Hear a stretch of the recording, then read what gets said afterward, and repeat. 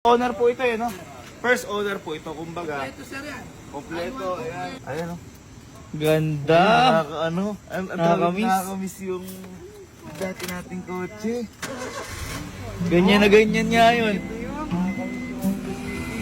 Sayang lang, napakawalan kasi natin yung kasi gusto nga nila mag-upgrade ng Montero nun, di ba? Montero. Nakakatuwa kasi may bibigay natin sa best friend ni Papa na parang nagsimula sila na wala pa, gano'n, hanggang dulo, nagkakasuportahan sila.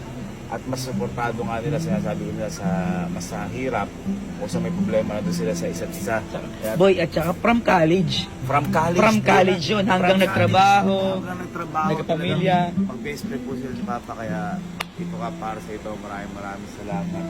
Tara. Bayaran mo natin Ano sige, bayaran mo, Sir Jigs. So, ito na. Thank you so much. Konservara sa pangalan. Thank you. Thank you. Sobra na naman. Sir, thank you. Wala lang yun. Ka-Jigs, thank you Thank so you po, much Sir po. Jigs. Thank you. Thank you po, thank you, sir. Thank you, sir. Sir. Ay, amoy na amoy parehas yung amoy ng kotse natin. Amoy ng kotse, no? Nakakamiss naman to. Pre, di naman po pwede na kapag magbibigay ka, walang gas. Tama. Full tank na rin natin. Full tank Oo, na para rin. kay Tito ka. Boy, eto. Ang kaya gustong gusto ko Honda City. 1.5 lang full tank na yan. At saka boy, sobrang tipid yan. 1.5 lang. Boy, hindi naman 1.5 kuya. Ha? Sabi 1.5 lang. Gano'n na ba? 2,000 na yun. Nagmahal kasi gas. Di ba nung dati? Ako nung Ay, dati.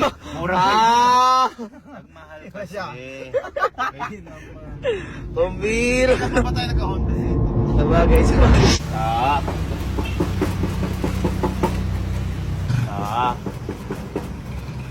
Alas 11 ng gabi kumakato. Ito na. Boss, sir. Hello po. Hello po. Opo. Ito, may ano lang kami. Tatanong na kami dito. Hello po. Buti kasi ka pa. Di ka duty. Ano ba ang... Dito yung... Ano po si Lisa? Ayan, pa na. Tatanggalin, pagka tinanggal nyo, tatanggalin natin yung malalaking ito. Pero yung 50 kVA din pong generator, parang normal lang din po yung nagagamit Pagka ko. 50, nakuha ni ba 50? Walang lapit dito yan. Na, Tita. pwede na ako. Tita. Sabi ko di naka-online. Sabi ko gano'n. Then dito binibida ko kanina kala sa amin lahat kami na yung ano nyo, yung journey nyo ni Wow. Papa. Nakahalat ko nga yung litrato namin nakakasyabat sa tangke ng Torredo. Pag nakita nyo, ibibigay natin. Sabi ko nga dito, college pala. Si Betty kasi, nung araw, ahead ako dyan eh. Ngayon, nagkaroon kami ng program sa mga first year college na kami magtuturo. Kami nagturo. Isa si Teddy sa tinuro ako noon. Opo, ayun si Tito. Oo, sila Teddy. Saan yan dito, Matt? Sama. Pero si Teddy, tandaan nyo, magaling na direktor yan. Si Tito Kap naman, ang kinakatakutan ni Papa pagdating sa Matt. Yan. Math. Kasi hindi daw matalo ni Papa si Tito Kap sa Matt. Ayan.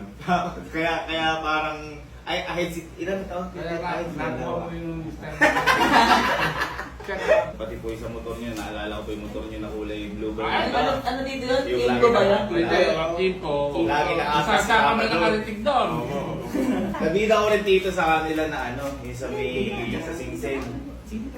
Nabida ko din yun, yung baga walang-wala na si Papa na umutang kay Tito Kap. Eh, si Tito Kap din ata wala. Pwede rin, pati Sing Sing ni Tito Kap. Sinangla. Sing Sing ni Tito Saka Kap. yung pendant. Yung pendant. Yung parang bar na gano'n. Pero kayo dito na, ano pa yung sinasabi niyo sa akin na yung nag-o-honor po kayo? Sa inyo po ba yun yung nag-o-honor kayo noon? Yun po yung una yung sasakyan. Sa kapatid ko yun, sa akin nakapangalan. Binenta na yun. Ay, technically po Kasi si pamangkin ko, nandun sila sa US. So yung CrossFit po yung sa inyo dito? Papangalan ko lang. Hindi ako Ah, pero wala pa po kayo naging sasakyan na... Wala eh. Ay, sa owner po yung sa kapatid niyo. Ay, pala binibita ni Papa. Tamang pangalan. Pero kahit anong oras, pwede po buwan eh. Opo. Eh, dalas namin kami dito.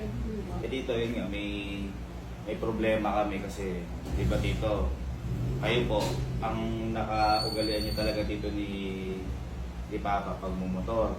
At nung Father's Day, basta. Tito, yung problema namin ngayon.